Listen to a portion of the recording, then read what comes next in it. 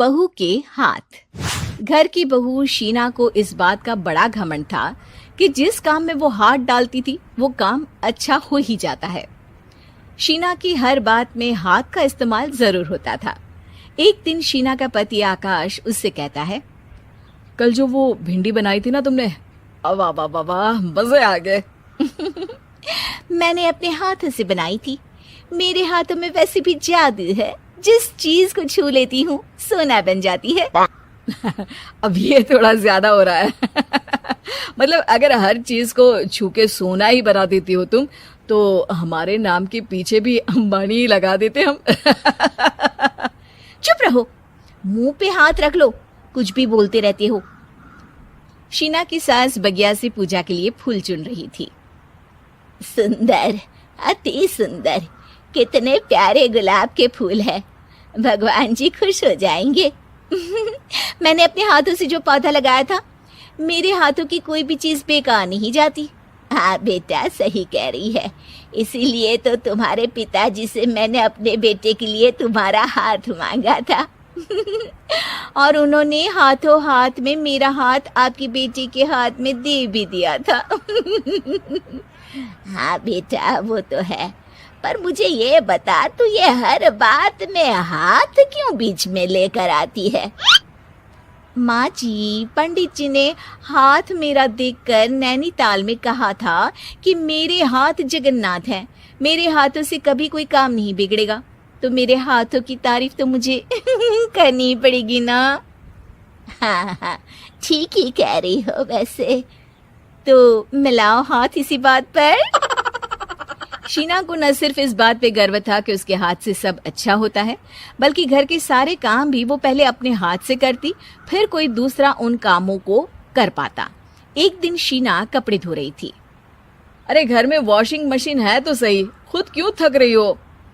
कपड़े पहले मेरे हाथ से धुलेंगे, फिर वॉशिंग मशीन से। पहले हाथ की सफाई, फिर मशीन की धुलाई। अगर आज डाकू गब्बर सिंह होता ना, तो वो ये हाथ मुझे दे दे ठाकुर तुमसे जरूर कहता, और मैं तो दिलवा भी देता तुम्हारे हाथ। हर एक काम में हाथ बटाओ, ज्यादा जुबान न चलाओ, वरना दूंगी एक उल्टे हाथ से। क्या दोगी? कपड़े दूंगी, लो निचोड़ो। ऐसे ही एक दिन, अरे बहू, ये सोफे पर चढ़कर हाथ से पंखा क्यों घुमा रही हो? माँ जी, क्योंकि मेरे हाथ से घूमेगा तो ज्यादा अच्छे से हवा देगा। अरे बेटा, फिर तो तुम गाड़ी का पहिया भी हाथ से घुमा के मायके जाया करो। एक बार आकाश ने घर पर कार लाने की बात छेड़ी। माँ, सोच रहा हूँ कि एक कार लेकर आता हूँ। ले ले बेटा, क्यों नहीं? अरे पैसे हो तो हवाई जहाज भी ले लेना। हाँ, पैसा तो हाथ का मेल है, ले लेते हैं। इस हाथ पैसे देंगी, उस हाथ कार ले लेंगी। मुझे तो लगता है कि बहू कार भी अपने हाथों से धक्का लगाकर घर लाएगी। वो तो नहीं करूंगी, लेकिन सबसे पहले स्टीयरिंग पर हाथ मैं ही लगाऊंगी, ताकि गाड़ी का आना शुभ हो। अरे घर ले आने तो दो, फिर हाथ लगा लेना। लेकिन शीना नहीं मानती। अगले दिन ही सब कार लेने जाते हैं। शीना सेल्समैन से कहती है, भैया ये कार बहुत पसंद है, पैक कर दो। अरे ओ भाग्यवान, 2 मीटर कपड़ा नहीं है जो पैक करवा ले, जरा चला कर तो देखने दो। यस सर, बिल्कुल, टेस्ट ड्राइव कीजिए ना। अरे नहीं नहीं, सबसे पहले मैं हाथ लगाऊंगी गाड़ी को, मेरे हाथ अच्छे हैं।